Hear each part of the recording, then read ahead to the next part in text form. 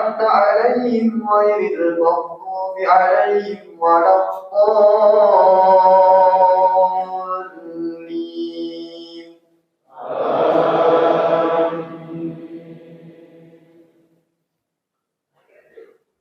بسم الله الرحمن الرحيم. هل أتاك حديث الغاشية وجوه يومئذ خاشعة عاملة ناصبة تصلى نارا حامية تسقى من عين آنية ليس لهم طعام إلا من ضريع لا يسمن ولا يغني من جوع وجوه يومئذ ناعمة لسعيها راضية في جنة عالية لا تسمع فيها لاغية فيها عين جارية فيها سرر مرفوعة وأكواب مرفوعة ونمارق مسكوبة وزرابي مبثوثة أفلا ينظرون إلى الإبل كيف خلقت وإلى السماء كيف رفعت وإلى الجبال كيف نصبت وإلى الأرض كيف سطحت فذكر إنما أنت مذكر لست عليهم بمسيطر إلا من تولى وكفر فيعذبه الله العذاب الأكبر إن إلينا إيابهم ثم إن علينا حسابهم. الله أكبر.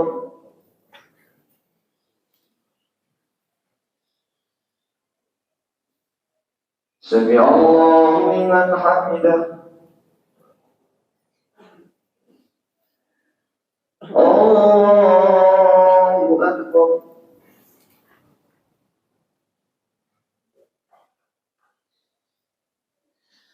الله أكبر.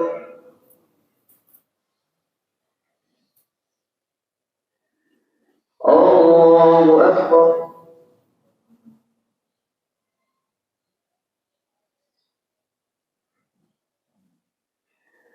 الله أكبر.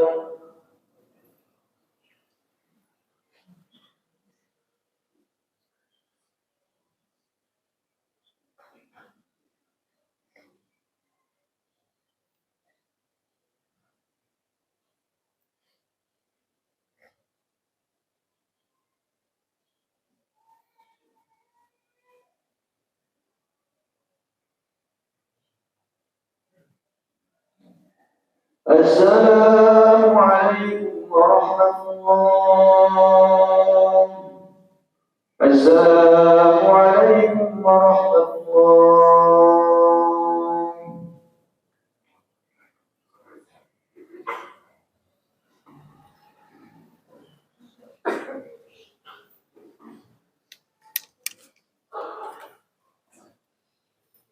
الله أكبر. الله أكبر.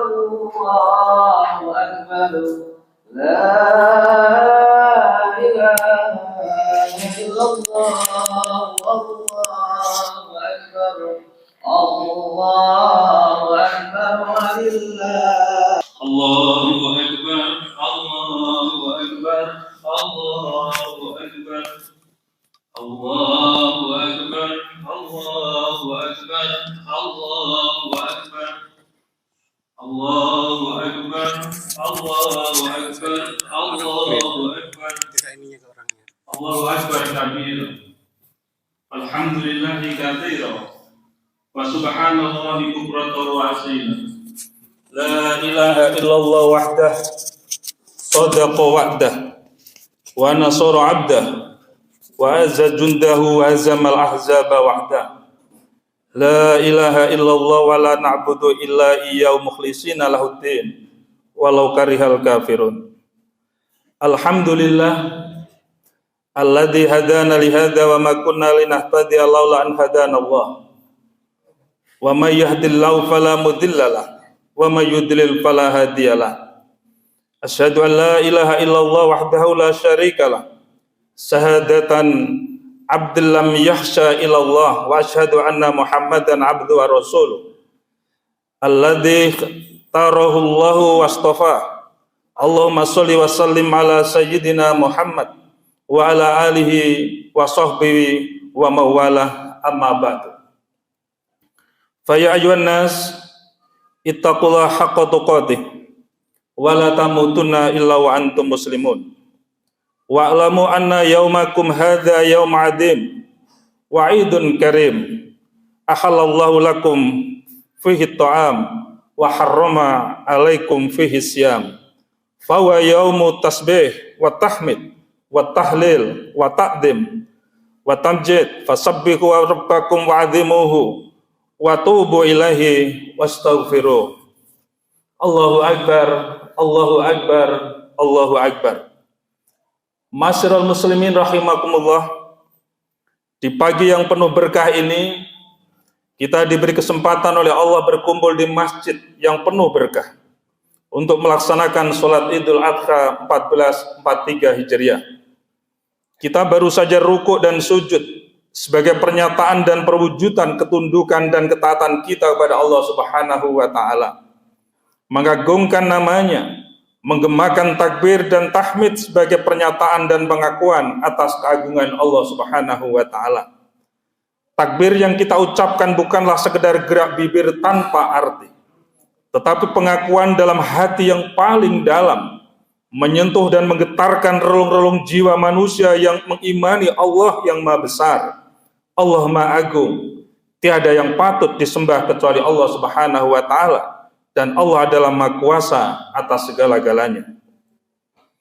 Melalui mimbar yang terhormat ini, saya mengajak diri saya, kaum muslimin dan muslimat, untuk menundukkan hati, jiwa dan raga kita kepada Allah yang Maha Besar, seraya kita campakkan jauh-jauh kecongkakan, kesombongan dan keangkuhan kita yang dapat menjauhkan kita dari rahmat Allah Subhanahu wa Ta'ala.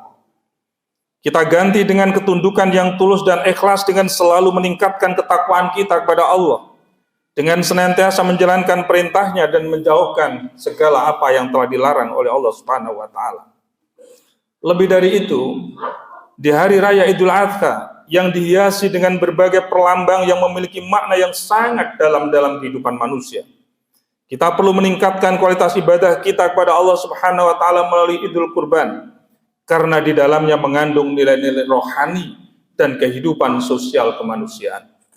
Allahu Akbar, Allahu Akbar, Allahu Akbar. Pelaksanaan ibadah haji didorong oleh rasa rindu menjumpai Allah. Maka Baitullah di tanah suci itulah tempat yang khusus ditunjuk oleh Allah Subhanahu wa Ta'ala untuk melepaskan kerinduan segenap umat manusia pada Sang Khalik, yakni Rabbul Izzati. Baitullah inilah tempat hamba Allah dari seluruh dunia bersimpuh, pasrah dengan linangan cucuran air mata, meratapi akan dosa-dosanya, bercampur kebahagiaan karena mendapatkan peluang untuk langsung sujud di Baitullah. Dan tidak setiap hamba Allah memiliki kesempatan. Karena ibadah haji adalah panggilan Allah Subhanahu wa Ta'ala, dan ibadah ini tidak mungkin dapat dipuaskan dengan berbagai macam ibadah lain yang dilakukan setiap saat di tempat tinggalnya masing-masing. Dan kepuasan itu hanya dapat diperoleh setelah mereka bersujud pada Allah di Baitullah. Hal ini sebagaimana disebutkan dalam surat Al-Imran ayat 96. Inna awwala baiti wudi'a lin-nasi lalladzi bi Bakkah mubarakan wa hudan lil alamin. Sesungguhnya rumah yang pertama dan didirikan untuk beribadah bagi manusia adalah di Mekah, rumah suci yang penuh berkah dan membawa petunjuk bagi seluruh alam semesta.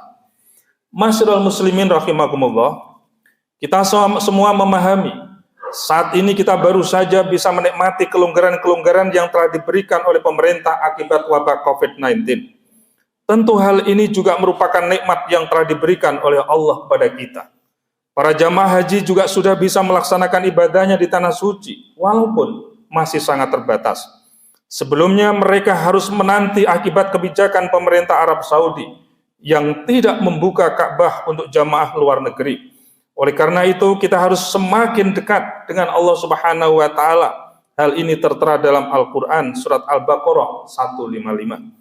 Walanabluwannakum bisyai'in minal khaufi wal ju' wa naqsim minal amwal wal anfus wath thamarat wabasyiris sabirin. Dan kami pasti akan menguji kamu dengan sedikit ketakutan, kelaparan, kekurangan harta, jiwa, dan buah-buahan. Dan sampaikanlah kabar gembira kepada orang-orang yang penuh kesabaran. Allahu Akbar, Allahu Akbar, Allahu Akbar. Ibadah haji merupakan perintah yang dibawa sejak Nabiullah Ibrahim alaihissalam. Itulah sebabnya pergi menunaikan ibadah haji selalu dihubungkan dengan panggilan Nabi Ibrahim alaihissalam. Kesan yang paling mendalam pada kenangan itu adalah penyembelihan ternak kurban pada hari Idul Kurban. Dalam Al-Quran disebutkan peristiwa yang dialami oleh Nabi Ibrahim alaihissalam dengan putranya Ismail di dalam surat As-Saffat 102. Pada suatu ketika Allah Subhanahu wa taala mencoba dan menguji kedua hambanya itu dengan meminta kurban yang amat berat, yaitu agar Nabi Ibrahim alaihissalam menyembelih putra belahan hatinya bernama Ismail alaihissalam. Hal ini dilakukan oleh beliau dengan penuh ketegaran yang dibalut oleh semangat iman, takwa, dan sabar. Tanpa ragu sedikit pun perintah tersebut dilaksanakan oleh Nabi Ibrahim alaihissalam dan putranya Ismail alaihissalam dengan penuh kepasrahan kepada Allah Subhanahu wa taala. Maka detik-detik yang menentukan itu Allah menampakkan kekuasaan dan kasih sayangnya yang luar biasa. Di luar jangkauan rasio manusia, Ismail alaihissalam diselamatkan dari rengkutan maut berkat ketaatan ayah dan anak terhadap inayah Rabbul Izzati. Dan sejak peristiwa itulah Nabi Ibrahim alaihissalam selalu melaksanakan ibadah penyembelihan hewan kurban secara tertib dan teratur setiap Idul Adha. Allahu Akbar, Allahu Akbar, Allahu Akbar. Pengorbanan besar yang diberikan Nabi Ibrahim alaihissalam dalam agama Islam dianjurkan untuk dilaksanakan oleh kaum muslimin sebagai tanda sikap kedermawanan yang dibalut dengan keikhlasan dan kesediaan untuk memberikan pengorbanan kepada orang lain dan pengabdiannya kepada Allah Subhanahu wa taala melalui sebagian harta kita, waktu dan egoisme kita untuk bergaul dan meringankan beban masyarakat yang berarti rela mengorbankan kepentingan diri pribadi dan mengutamakan kepentingan umum pada batas-batas yang dibenarkan dalam syariat agama.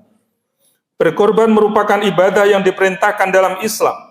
Memiliki makna paling tidak ada 3 hal. Pertama, investasi sosial. Karena pengorbanan dalam bentuk material maupun moral memberikan dampak sosial yang positif bagi tumbuh dan berkembangnya semangat izul Islam wal muslimin untuk kehidupan manusia.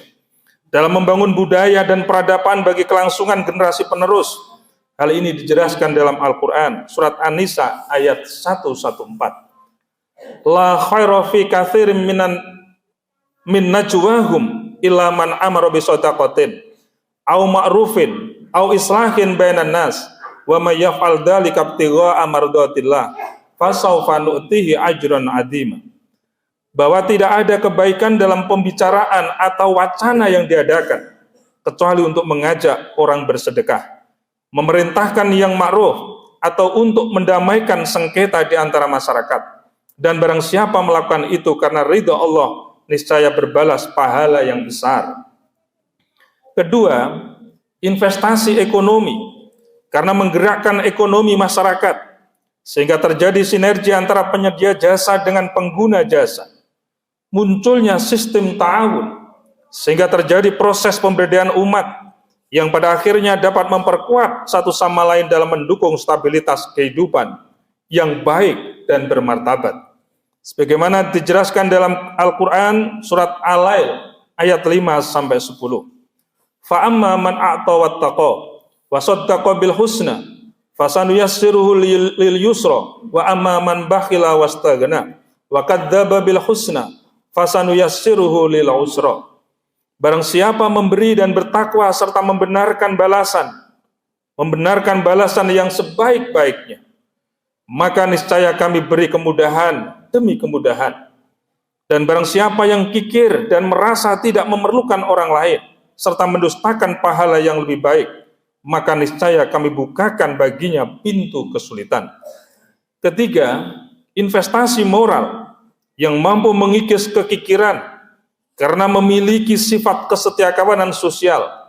Ia dekat dengan Allah, dekat dengan manusia, dekat dengan surga, jauh dari api neraka. Tetapi sebaliknya sifat kikir sangat berbahaya, karena jauh dari Allah, jauh dari manusia, jauh dari surga, dan dekat dengan neraka.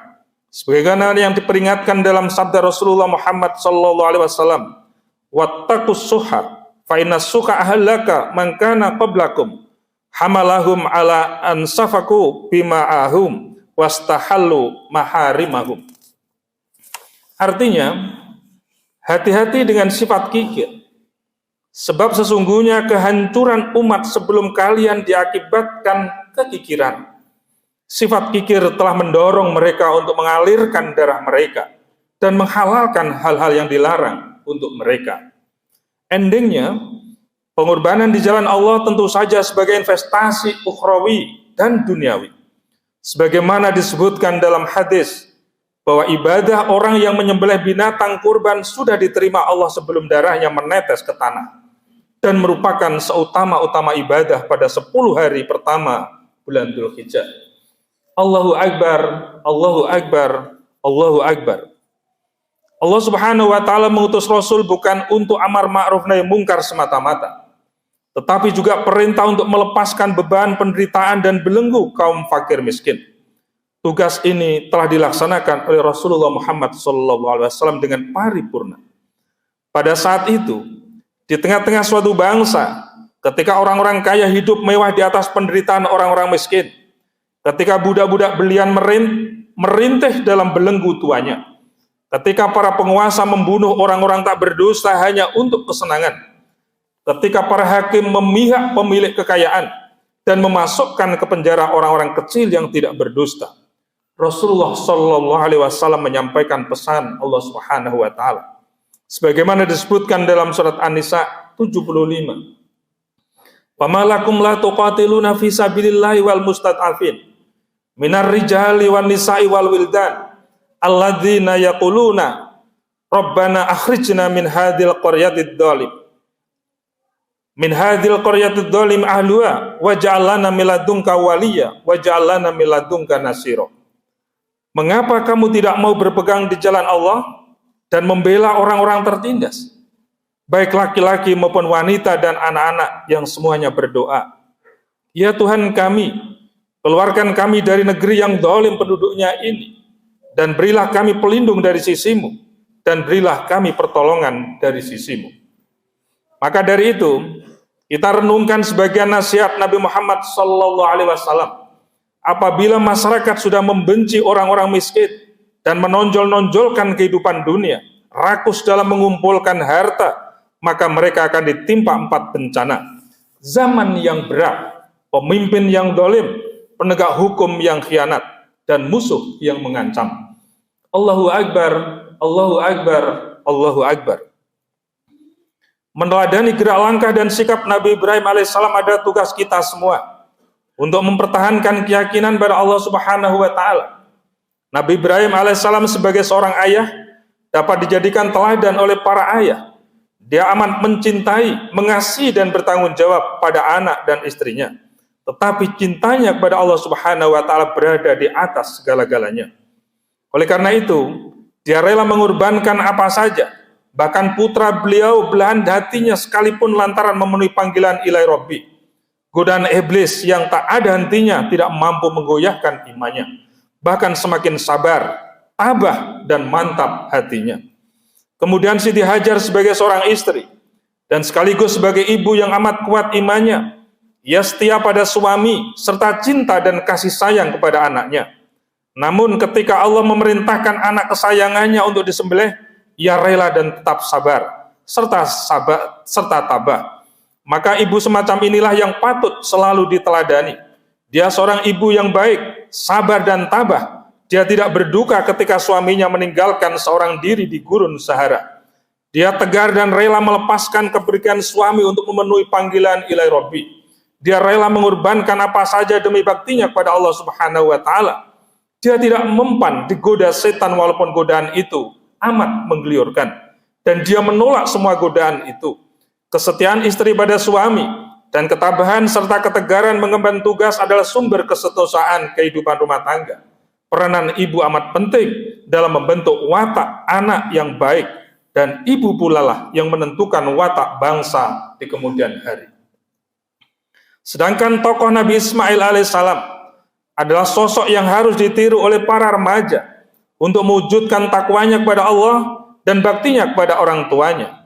Dia rela mengorbankan nyawanya berpisah dengan jasadnya, suatu pengorbanan yang amat luar biasa, karena dia yakin bahwa dengan pengorbanan yang besar itulah kebahagiaan akan dicapai. Hal itu dijelaskan dalam Al-Quran surat As-Saffat 102. Falamma balagha ma'usaya qala ya bunayya inni ara fil manam anni adbahuka fangdur madza tara qala ya abati af'al ma tu'mar satajiduni insyaallahu minas sabirin. Maka tatkala anak itu sampai pada umur sanggup berusaha bersama-sama Ibrahim berkata, "Hai anakku, sesungguhnya aku melihat dalam mimpi bahwa aku menyembelihmu. Maka pikirkanlah apa pendapatmu." Ia menjawab, "Hai bapakku, kerjakanlah apa yang diperintahkan kepadamu. Insya Allah kamu akan mendapatiku termasuk orang-orang yang sabar." Oleh karena itu, guna mewujudkan bangsa dan umat yang berkarakter dan sejahtera, serta tegaknya syariat Islam, sangatlah diperlukan hadirnya remaja atau generasi milenial yang berjiwa besar, profesional, dan berakhlak mulia. Kita membutuhkan remaja yang kreatif, inovatif, produktif, sabar, ikhlas, dan berani berkorban yang didasari dengan ridha Allah untuk mencapai cita-cita luhur, karena di pundak remajalah terletak kejayaan agama, bangsa, dan negara sebagai kado Indonesia emas pada tahun 2045. Allahu Akbar, Allahu Akbar, Allahu Akbar. Pada hari yang penuh berkah ini, marilah kita bersama-sama memperhatikan dan sekaligus kita amalkan dua masalah penting yang cukup mendasar untuk kita jadikan prioritas garapan, guna mempersiapkan generasi penerus yang berkarakter dan masa depan bangsa dan negara yang lebih baik dan bermartabat. Pertama, pembenahan sistem pendidikan anak, bahwa tanggung jawab dari sistem pendidikan anak bukanlah terletak pada kiai, ulama, ustadz, atau guru semata-mata, namun juga pada orang tua yang mengasuh sejak dalam kandungan. Hal ini sesuai dengan sabda Nabi Muhammad SAW, bahwa setiap bayi dilahirkan dalam keadaan suci, bersih, hati dan pikirannya. Maka kedua orang tuanya lah yang menjadikan anak itu Yahudi, Nasrani, atau Majusi. Kullu mauludin yuladu ala fitrah fa abawahu yuhawidanihi au yunassiranihi au yumajisanihi. Dalam konteks pembentukan karakter anak, kita harus menyadari bahwa lembaga-lembaga yang bersifat sesaat, yang dibatasi oleh waktu yang tidak lama, ruang yang tidak tetap, guru berganti guru yang dialami oleh anak, belumlah mampu membentuk karakter moral yang baik, mengingat ruang dan guru yang tetap hanya terdapat di dalam rumah, di lingkungan keluarga tercinta, karena di dalamnya terdapat kasih dan sayang yang tiada putus-putusnya di setiap saat. Kedua, untuk mempertahankan eksistensi umat Islam dalam pergaulan sosial budaya yang semakin beragam, agar mampu berkompetisi di tengah-tengah masyarakat, maka kesediaan kita untuk peduli dan memperjuangkan nasib kaum lemah menjadi prioritas utama. Hal ini sebagaimana telah dicontohkan oleh Rasulullah Muhammad SAW. Pertama, Rasulullah membangkitkan harga diri rakyat kecil dengan cara memilih hidup bersama mereka, karena mereka adalah kelompok masyarakat yang sering dicaci maki dan direndahkan. Dengan ini Rasulullah mengangkat derajat orang kecil. Dengan cara ini pula Rasulullah SAW mengajar kita bahwa untuk membela mereka yang kecil perlu dibangkitkan dulu harga dirinya sebagai manusia. Cara yang kedua yang dilakukan oleh Rasulullah Muhammad SAW untuk membebaskan kaum tertindas adalah memilih hidup seperti mereka. Beliau hidup sederhana karena beliau tahu sebagian besar sahabatnya masih menderita dan sering mengalami kelaparan. Beliau memilih hidup sederhana bukan karena mengharamkan yang halal, melainkan karena ingin dekat dengan mereka yang paling miskin. Beliau sebagai pemimpin tidak ingin membuat jarak dengan mereka. Itulah kepemimpinan Rasulullah Muhammad SAW, yang tidak hanya membebaskan manusia dari perbudakan kepada berhala menuju penghambaan kepada Allah Subhanahu wa taala, melainkan juga membebaskan manusia menuju kesatuan umat berdasarkan keadilan dan persamaan. Marilah kita renungkan wasiat Rasulullah Sallallahu Alaihi Wasallam. Segala sesuatu ada kuncinya, dan kunci surga adalah mencintai orang-orang miskin dan berusaha membebaskan dari jeratan kemiskinannya itu. Allahu Akbar, Allahu Akbar, Allahu Akbar. Setelah kita menunaikan sholat Idul Adha ini, marilah kita berdoa. Semoga bangsa kita senantiasa dijaga dan dilindungi oleh Allah Subhanahu wa Ta'ala, sehingga kita dapat leluasa beribadah kepadanya. Dan dalam momentum Idul Adha ini, kita jadikan sebagai sarana muhasabah untuk mendekatkan diri kepada Allah Subhanahu wa Ta'ala, meneladani sikap dan perilaku Nabiullah Ibrahim alaihissalam, Sayyidah Hajar, dan Nabiullah Ismail alaihissalam sebagai hamba Allah yang selalu taat kepadanya, sabar dalam kondisi apapun, dan sikap dermawannya kepada Allah dan sesamanya menjadi kunci kebahagiaannya. Dan marilah kita juga mengharap kepada Allah Subhanahu wa Ta'ala. Mudah-mudahan kita semua yang hadir di majelis ini segera dipanggil oleh Allah untuk menunaikan ibadah haji. Mudah-mudahan ketakwaan dan kepatuhan kita semakin terbina dengan baik untuk meraih kesuksesan duniawi sebagai jembatan meraih kesuksesan ukhrawi yang lebih abadi. Semoga Allah Subhanahu wa Ta'ala memberikan kekuatan pada kita semua dalam mengarungi kehidupan yang penuh tantangan ini, sehingga kita selalu dekat kepada Allah dan Rasul-Nya, termasuk kita dapat menyisihkan waktu, harta, benda, pikiran, dan tenaga kita untuk membantu sesamanya dengan landasan ketakwaan dan keimanan kita pada Allah Subhanahu wa Ta'ala. Inna ahsanal kalam kalamullahil malikil alam. Wallahu subhanahu wa ta'ala yaqulu wa biqauli yahtadil muhtadun. A'udzu billahi minasyaitonir rajim. Bismillahirrahmanirrahim. Inna a'tainakal kautsar fasholli lirabbika wanhar. Inna sani'aka huwal abtar. Barakallahu li wa lakum fil Qur'anil Karim wa nafa'ani wa iyyakum bima fi minal ayati wa dzikril hakim wa taqabbalallahu minni wa minkum tilawatahu innahu was-sami'ul alim. Allahumma shalli wa sallim ala sayyidina Muhammad wa ala ali sayyidina Muhammad.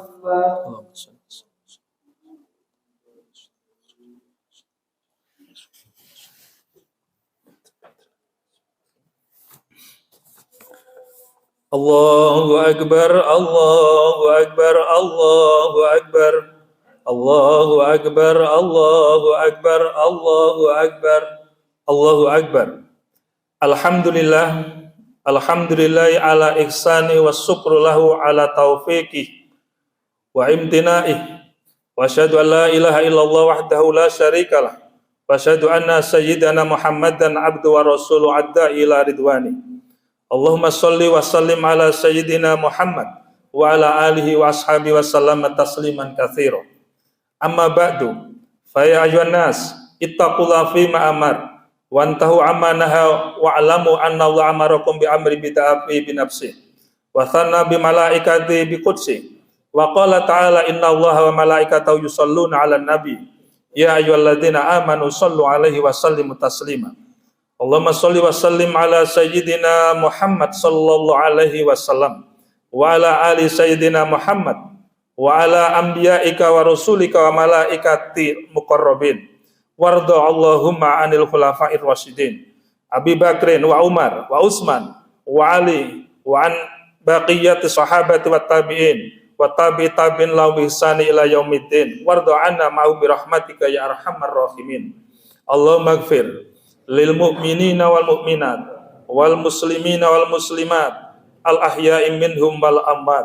Allahumma izzal islam wal muslimin wa adil syirk wal musyrikin wansur ibadakal muwahhidati wansur mansuruddin wahdul man khadalal muslimin wa tamir a'da'ad-din wa ahli kalimatika ila yaumiddin. Allahumma dfa' annal bala wal waba wal jalajil wal mihana wa su'al fitnah wal mihana ma dhahara minha wa ma batan an baladina Indonesia khassah wa sairil baladil muslimin ammah ya rabbal alamin. Rabbana atina fid dunya hasanah wa fil akhirati hasanatan wa qina adzabannar. Rabbana dzalamna anfusana wa illam taghfir lana wa tarhamna lanakunanna minal khasirin. Ibadallah, innallaha ya'muru bil adli wal ihsan wa ita'i dzil qurba wa yanha 'anil fahsya'i wal munkar wal baghi ya'idukum la'allakum tadhakkarun wadhkurullahal 'azim yadhkurkum washkuru 'ala ni'ami wa yazidkum wa la dzikrullahi akbar. Assalamualaikum warahmatullahi wabarakatuh.